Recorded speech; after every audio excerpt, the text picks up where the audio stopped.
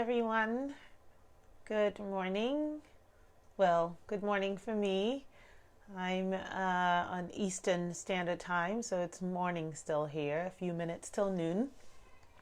And hi, Janet. Hi, Kwame. I know you're joining from different parts of the world, so I should probably also say good afternoon, good evening, depending on where you're joining from. Thank you for being here again on another beautiful Saturday.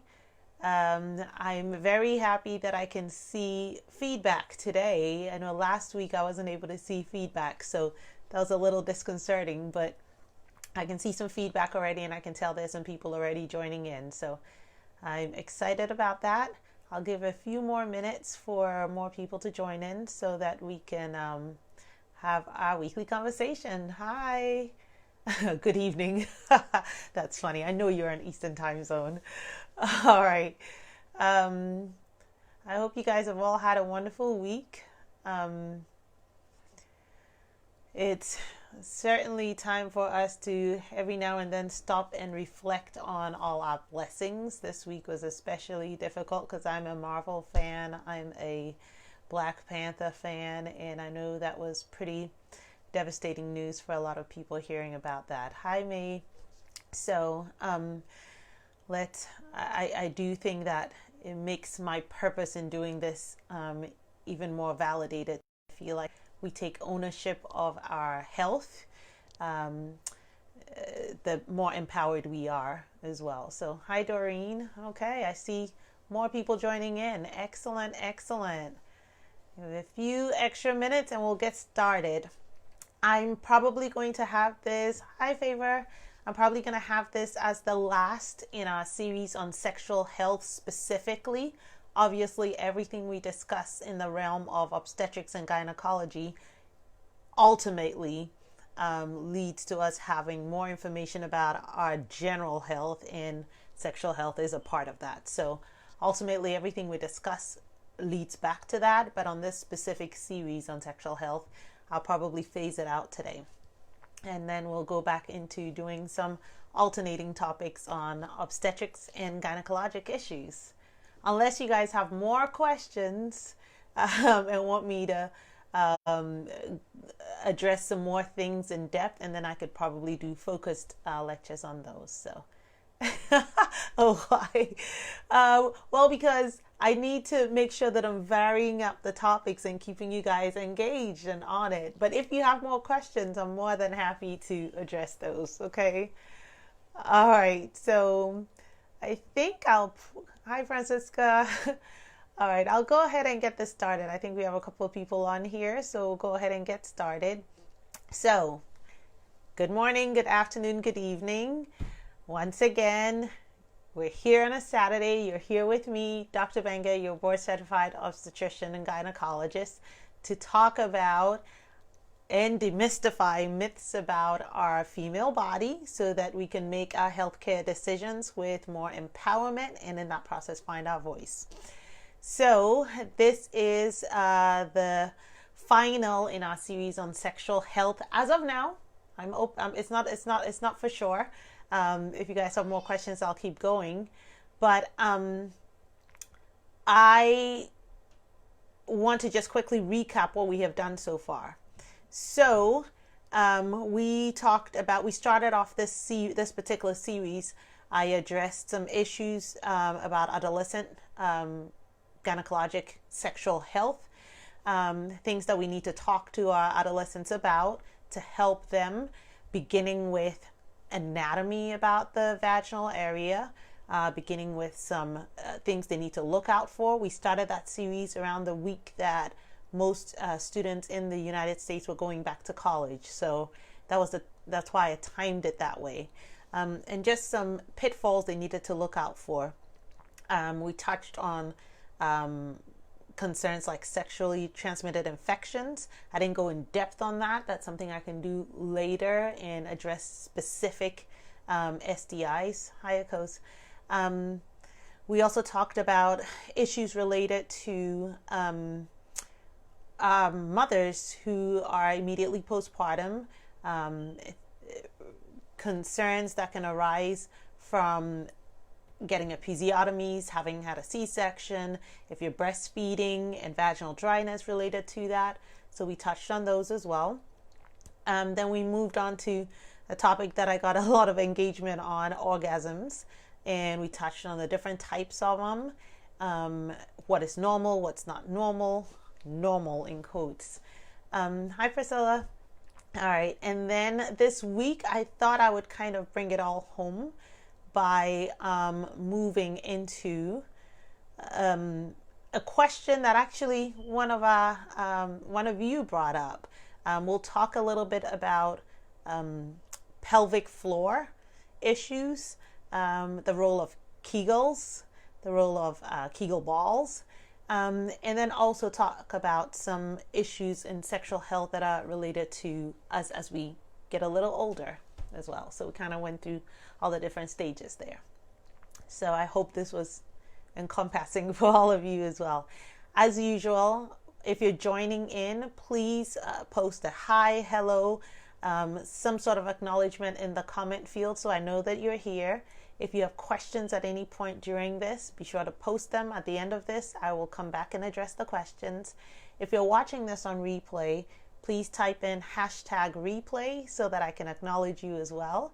And also feel free to post questions because I always come back and try to make sure that I address those either in the comment field or in a subsequent lecture. So, okay. All right. So if you have questions about anatomy at all, please feel free to post them. Quick refresher, vagina, you've got your labia. Labia, you're made up of your majora, your minora. You've got the vaginal vault. You've got your vestibule right on top. You've got the clitoris. It's covered by a little hood. You've got glands that come in at the top. You've got your Skene's glands. You've got your Bartholin's glands at the bottom. You've got the perineum as the area between the vagina and the anus, and then the anus as well. So we've got a quick refresher of anatomy. I think I've gone over this multiple times, so we should be comfortable with that now and be able to answer questions about it. Now, answer questions about it like I'm going to quiz you. Now, on top of the vagina, you have your bladder. There's a sliver of tissue that separates your vagina from your bladder. And that becomes important, and we can address that in subsequent issues. But that's also important when it comes to one of the topics I want to address today, which is pain with intercourse, which could hinder our sexual health. So the bladder sits right in front of right on top of the uterus and subsequently the vagina. And then, of course, any issues in the rectal area as well. So your GI health comes into play as well. So when we talk about pain with, well, let me go back. Let me finish all the review. So we did the anatomy. We did the arming our kids with knowledge. We talked about the expectations with postpartum. Let me harp on lubrication with that. And then somebody had asked me a question when it came to orgasms about resources. What I'm going to do to address that, I wanted to address these specifically, but there's a lot of different resources. So what I'm going to do to address that is during the course of this week, to phase out this talk every day, I'm going to post a new resource on the page so that, you have, by the end of the week, you'll have a couple of different resources. I thought that was the best way that I could address that specifically. So, because there's a lot of different resources, but I'll kind of filter through and post daily the ones that I think would probably be more beneficial. So I hope you're happy with the way I address that as well. Okay, now talking about some of the things that could hinder our sexual health. Pain with intercourse is obviously a huge potential hindrance. And I touched on this briefly in some of the other things that we talked about before, but one of the first issues that can arise is if people have pain on initial penetration of intercourse. Now, this is very common with your very first sexual experience.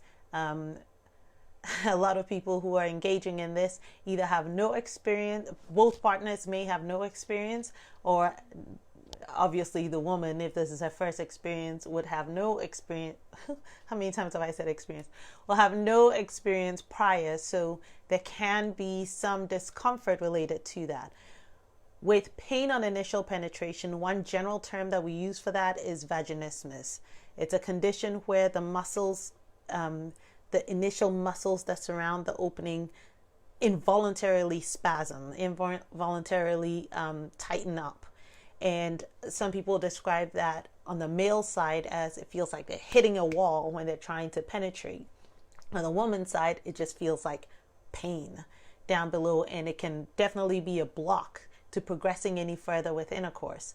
So when this happens on the very first sexual experience, it's not really uncommon. It's quite, I'd probably argue that it's probably more of the norm than not, especially when people are inexperienced and haven't had time in foreplay and intercourse, and they have all the concerns from, everything they've been told they're not supposed to do, or everything they've been scared about with sex. So that usually doesn't tend to be a persistent thing. It's something that typically with time, with knowledge, with self-awareness can eventually resolve. It starts to be more of a concern when somebody has had no issues with intercourse, or persistently improving issues with intercourse, and then suddenly starts having pain on initial penetration. Now, if the person has had a history of trauma, rape, abuse of some sort, that makes sense. And by trauma, that also includes, falling and hitting the pelvic area, a car accident that fractures the pelvis, things like that.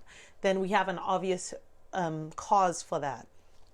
But if there's nothing like that we can point to, then we have to rule out medical conditions. And I've talked about some of these in the past, but other ones that I want to include as well. One very common one that frequently can get ignored, hence my reference to the bladder being on top, is anything related to the bladder.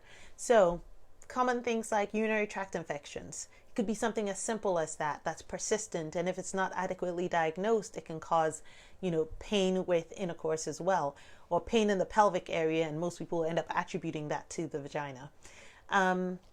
There are other conditions with the bladder that can cause pain as well. There's a condition called interstitial cystitis. And this is something that sometimes the gynecologist, if we're not able to find a specific cause for the pain that you're having, we may end up referring you to a urologist, that's a bladder doctor, for them to be able to maybe do a scope. They put a camera into the bladder, look around, they do their own special testing, sometimes they instill some dye in there, and they're able to diagnose things like that. But interstitial cystitis is another possible cause of pain that can cause spasm initially when one has not had pain before. Let's see. Conditions like, ovarian cysts can also be conditions that cause that. The whole pelvis is held together by a group of muscles. And I thought about showing you a diagram of that, but this actually gets quite complicated. So I may post a picture later just so that you guys can see all the intricate little muscles that come together to hold up your pelvis. But it was going to be a little too much for me to show that in here. But one particular set of the muscles in the pelvic cavity is called the pubococcygeus muscles. It tends to hold up the pelvic floor.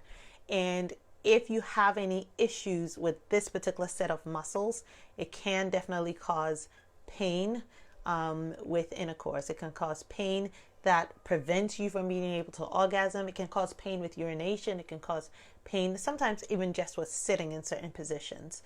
So that's one set of muscles that one of the treatment options that I'll mention later on will probably address, will likely address very well. So, hi Roberta. Okay. So we've got initial pain on initial penetration, which usually primary vaginismus, which usually resolves with time. We've got secondary, which means that you go through a period of time where you have no pain, and then you start having pain, and we have to rule out some medical causes for that. You've got situational vaginismus, which means that you could maybe touch the vulva and not have any spasming. You can even possibly insert a tampon and not have any issues, but specifically when it comes to intercourse, you have pain with that. That's obviously something that we need to delve into a little further. With vaginismus, one of the treatment options for that, depending on if we rule out any medical causes, if it just ends up being something that's more psychological or just more mental, so sort of kind of controlled by your brain, we can try sometimes working with you on gradual, direct touch, so that we can have you maybe just experiment with touching on the upper thigh and see if that's enough to trigger a response. And then you gradually work your way up to the point where you're able to touch the lips of the vagina, maybe even get as far as inserting a finger. And this can be done in treatment. This can be done where you do it by yourself or do it with your partner. Sometimes we get to the point where we may need to have you trial with dilators.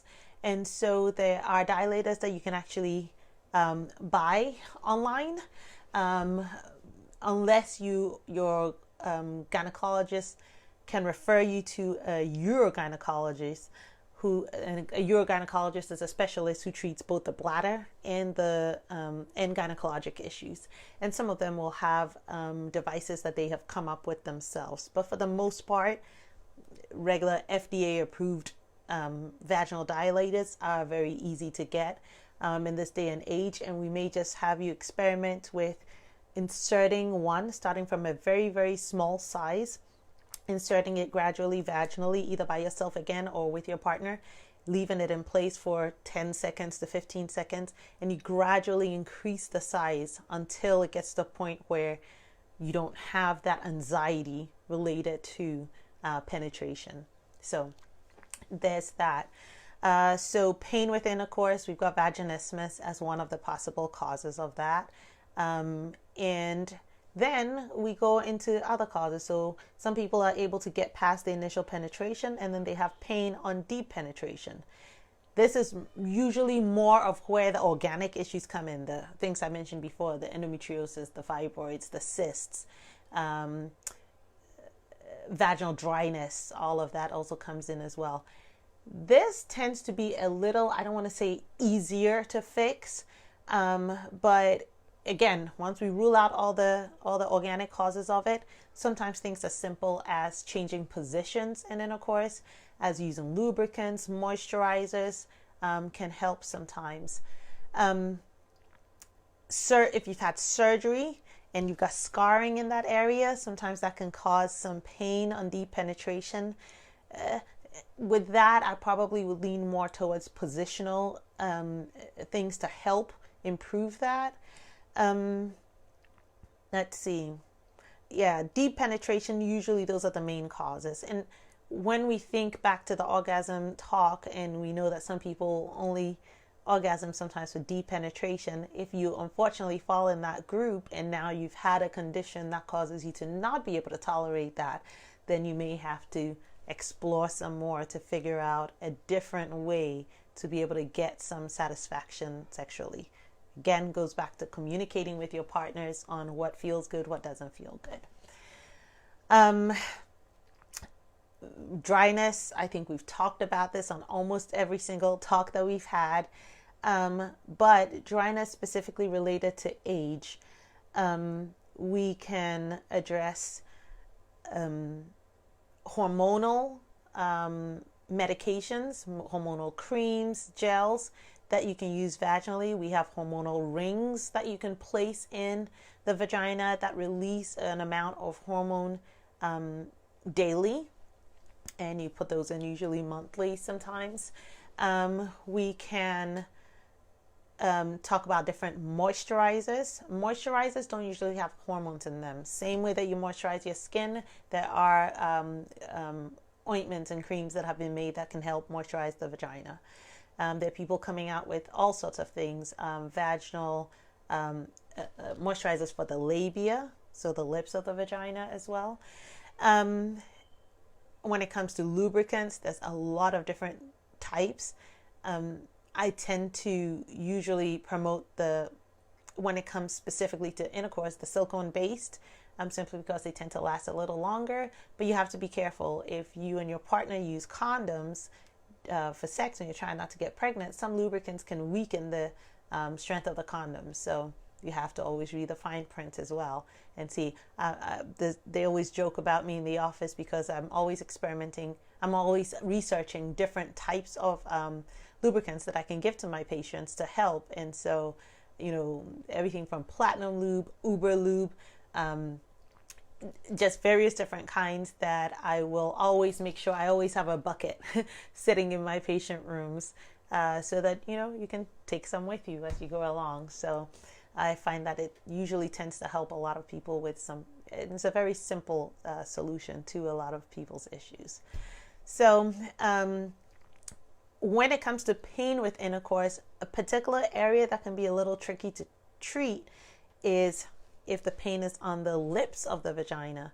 Sometimes due to chronic irritation, chronic infection, the lips of the vagina can get so irritated that it's not that you have the spasm like you do with vaginismus, but it's like a burning sensation on the lips of the vagina. They get red, they get irritated, they can get sort of hardened a little bit because there's been repeated exposure to irritants. And irritants could be anything from just an infection of the normal bacteria or yeast in the vaginal vault that we all women carry, that overgrows either because of soaps that we use, because of people douching. You shouldn't douche, you don't need to douche, because of powders, because of the type of underwear you wear. Usually cotton, 100% cotton underwear is very easy on the labia. It's breathable. Some people want to get all fancy with the silk and the this and that, and that's fine and dandy. But if you do that repeatedly and you start to have some discomfort down there, one of the first things that your gynecologist might recommend is switching the type of underwear that you're wearing, or even going to wearing no underwear at all at night, or whenever you're home. Like whenever you're home, just try not to wear any tight-fitting clothes, no underwear, and sometimes that can help a little bit with the irritation there. One area that I find that I talk to a lot of my adolescents about a lot, and sometimes some of my older patients, when we get to the point where, especially after childbearing, or just with age, with getting heavier, some people will leak when they cough or laugh or sneeze, and unfortunately that keeps the underwear moist, which tends to cause an overgrowth of our bacteria, overgrowth of our yeast. So you start to get irritation of the vaginal of the lips of the vagina because they're being kept in this moist environment, which is not what it really wants to do on the outside. Inside it, moist is fine, okay? But if you start to get this persistent irritation of the labia, that can cause some irritation there that can make things uncomfortable as well. So if that irritation persists to where remember the vestibule is the area right on top, it can cause pain so severe that even using just a cotton swab to touch the spot can be so painful. There are treatment options that could involve trigger point, where you can point at a particular part of the vagina to find if that particular spot is the most tender area, or the part that's causing the pain with intercourse. And if you can pinpoint a particular spot, so it's not just the whole labia, the labia you can treat with, again, if it's because of persistent leakage of urine, persistent moistness there, you can treat it with using something as simple as Vaseline. I like Aquaphor a lot for the labia. Anything that has that's like doesn't allow moisture to penetrate through. Can help to protect, it's protective, can help to protect the labia. We have to sometimes address the actual cause. So if you're having leakage, we need to have you see a urologist. We need to have you see a gynecologist that may need to do an anterior repair to fix that tissue at the top that I said protects the bladder as well. Sometimes we need to do things like use pessaries. There are a lot of different treatments that we might need to look at to see if we can help to fix the urine leakage. Before I go into the trigger points, this is where sometimes the Kegels exercises can come into play as well. So somebody brought up Kegel balls on the last talk that we had, and I said I'd delve into it a little further now. So this is a great area for that. Those muscles that I told you about that tend to hold the whole pelvis up, especially those pubiococcygeal muscles as well. You can do exercises to try to strengthen those muscles to help not just the vagina, but also the bladder and also with intercourse. A Kegels exercise is basically done with you, and we can all do this right now together. You squeeze the muscles in the vaginal vault, squeeze as if you really, really, really had to pee and you were trying to not. If you do it right, it sort of holds up. You can feel your whole pelvic floor rise up, including all the way down to the rectum as well. You can feel it all rise up. When you first start doing it, I usually recommend folks hold for about maybe just 3 seconds at a time, and then relax for 3 seconds. Then hold for 3 seconds, relax for 3 seconds. And you can do that continuously for, 10 sets, 3 times a day. I think I mentioned before that I like to tell people to do it every time you get to a traffic light or whenever you're in the line at the grocery store. But these are muscles that tend to strengthen the pelvic floor. It can, like I said, help if you're having mild urinary leakage simply because of a weakening in the muscles in the pelvic area. It can help with, when it comes to being aware of your anatomy, it can help with if some people squeeze right at the right time during intercourse, it can actually help to enhance an orgasm or trigger even an orgasm if you do it right. But this can also help with preventing further conditions like continued leakage that can cause irritation of the vulva. Does that make sense? If not, let me know. Okay. If the pain that you're having is an irritating pain that tends to just limit itself to the vestibule, the area right on the top there, around where the clitoral hood is, you can actually, like I said, we can do trigger point treatments where we pinpoint the area, and you can massage that area to just try to release. Thank you. Thank you, Mommy. To try to release the tension in that area there.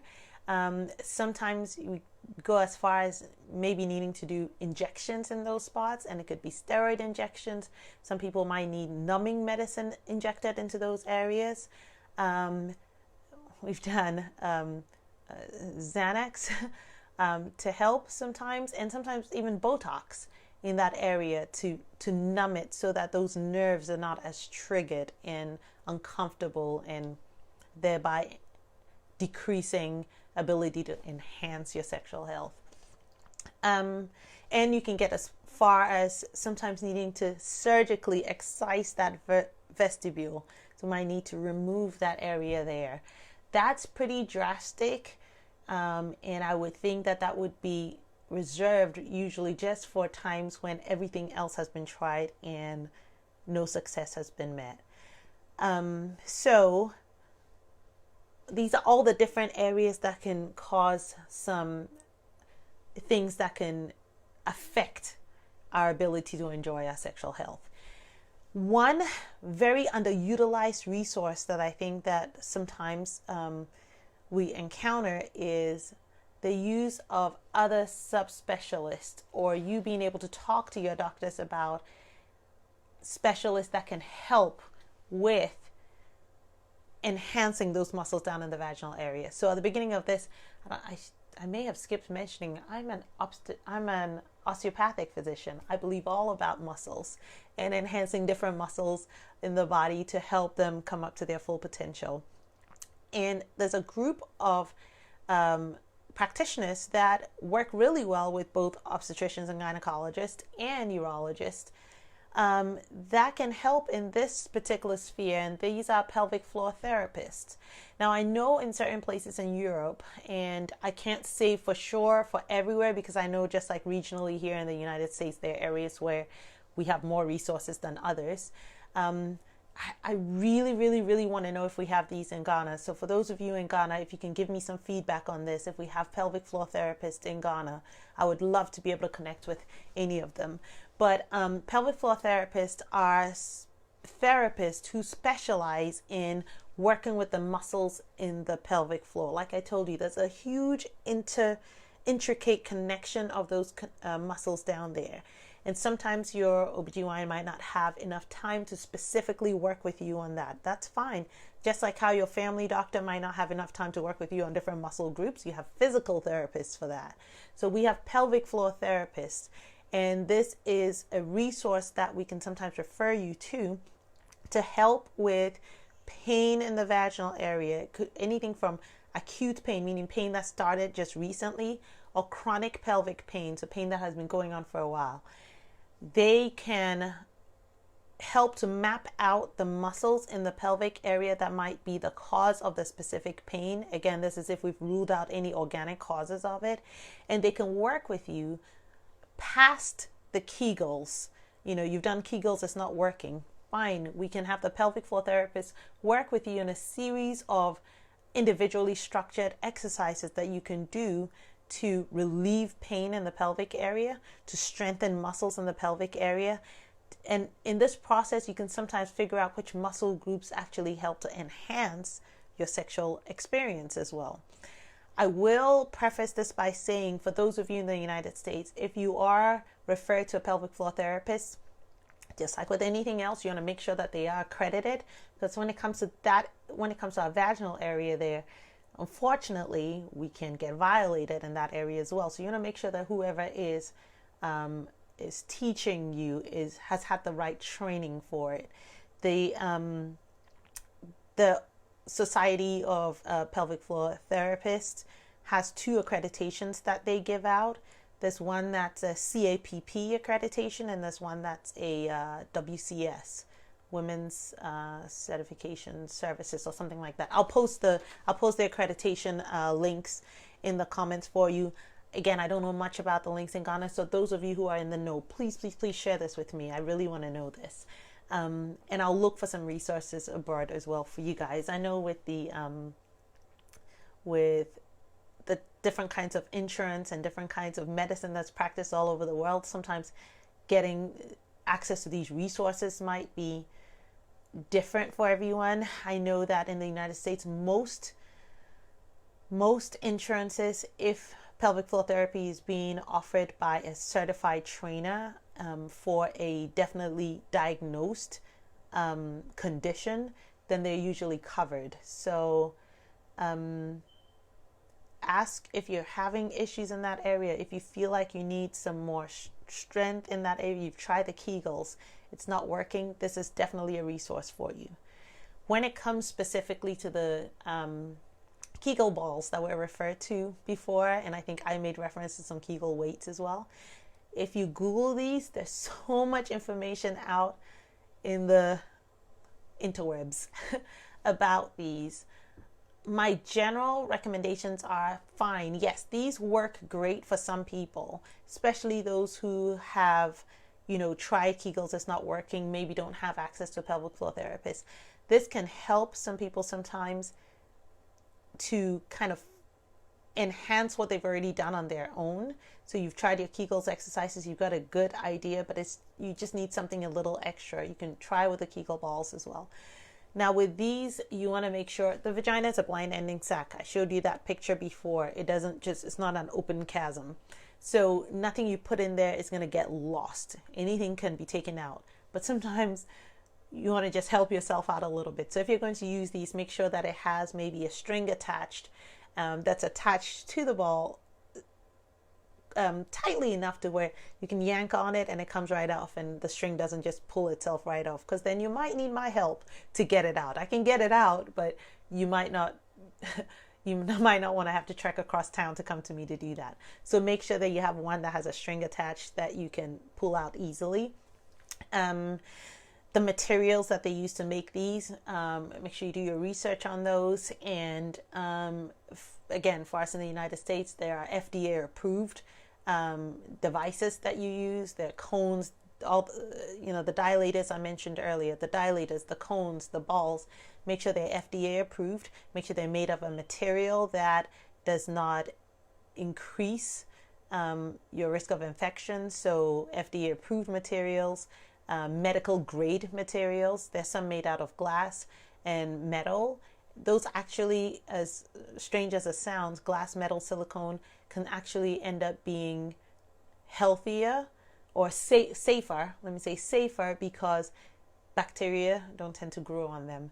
You want to make sure that you clean them right. Depending on the material used to make them, sometimes you can boil them. Sometimes you just need to wipe them down appropriately, or just use regular soap and water. And let's see, what else do I want to say about that? There's some that have little grooves and things like that on them. I would recommend a smooth one versus a grooved one, because it's easier to clean a smooth one than a grooved one, if that makes sense. Stuff can get stuck in there that you can't get out easily. So there's that. But I definitely want to highlight pelvic floor therapists and the important role that they play. In my ideal world, every woman who had a child will immediately have access to a pelvic floor therapist that they could work with as well, just to get those muscles back together. And as we go through different phases in our lives, if we had little landmarks like right at 35, 40, 45, 50, we would at least have a consultation with a pelvic floor therapist at some point. That's my utopia world. We may make it there one day. But you can certainly talk to your practitioners, your physicians about what resources there are for you in this realm as well. Okay. All right. So recap. We went over all the things we've gone over the last few weeks. Specifically today, we talked about pain with intercourse. We talked about pain on initial penetration, the different types of that, primary, secondary, situational. We talked about pain on deep penetration. Which could be usually due to organic causes, but could be due to just positions.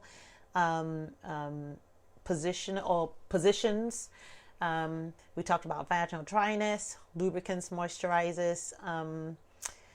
We talked about vulvodynia, pain on the labia, and some of the causes of that. One common one being moisture, either due to urinary leakage, due to bacterial infections. And I think I'll do a whole lecture on just infections at some point, if you guys think that's something you want to hear about, on everything from yeast infections, bacterial infections, and all the STIs. We can put them all together in one big talk. So I think that kind of covers a lot of different things. We talked about some of the treatments we can use for point tenderness in the vaginal area, trigger points. We talked about Botox, steroids, numbing medicine in different areas. We talked about the Kegels. We talked about pelvic floor therapists. Exercises that we can do that also sometimes can enhance our core and thereby also kind of get us in tune with our pelvis, with our bodies. Meditation is always great. Yoga is great. Pilates is great. Most core training exercises are great, but those specific ones, yoga, Pilates, I find to usually help a lot in terms of helping us just fine tune some of the different muscles down in that pelvic area. The reason why I mentioned the accreditation with the pelvic floor therapist, jumping back to that, I jumped around a little bit there, but jumping back to that is making sure that we don't get ourselves in a position where we're violated, because we always have to protect ourselves as well. Okay. All right. So I think that touches on a lot of the different things that I wanted to talk about. I'm going to check to see if there are any questions or comments or anything like that in the comments. So let's see. I hope I do this and not lose anybody. So let's see. Da, da, da, da, da, da, da. Lots of hellos, lots of highs, lots of love. Thank you all for being here. Hi, Amy. Hi, Sylvia. Hi, Mommy. Hi, Ingrid. All right. I don't see any questions in here. If you guys are shy to post your questions, you're more than welcome to put them in the comments, in my private comments later. And I will come back and address them. Maybe that's what I should do. In trying to end this series out, maybe what I should do is just have you guys post any residual comments or questions that you have. And at the beginning of, well, let's see, I'll find a time to actually just address all residual questions that I haven't had yet. If we don't have any questions, then I'll just move into the next topic next Saturday. But remember, for those of you that need resources, what I'm going to do this week is every day this week, I'm going to post a new resource that I think ties into some of the things we've talked about, ties into some of the questions that you've had for me. So I hope you found this beneficial. I hope you learned something from it. We can always expand on any of these at any point in time. And I really value you guys' feedback. So let me know what topics you want me to go into moving forward as well. So on that note, I will let you guys all go and enjoy your Saturdays. This is me, Dr. Vanga, your board certified osteopathic OBGYN. Hi, Chi. My sister just joined. Coming to you as usual on a Saturday morning to help arm you with knowledge, to demystify all these myths we have about our female bodies so that we can make our gynecologic healthcare decisions for ourselves, for our daughters, for the women in our lives with confidence, and in that process find our voice. You can find me on all social media platforms under Dr. Banga OBGYN. Again, it's DRBANGA OBGYN. I have uploaded most of my videos to my YouTube site. YouTube is tricky, and you may have to find me under Cecilia Banga. So CECILIA, Banga, BANGA. I'll try to get it all coordinated. But see you. Thank you for being here. Have a wonderful weekend. Bye.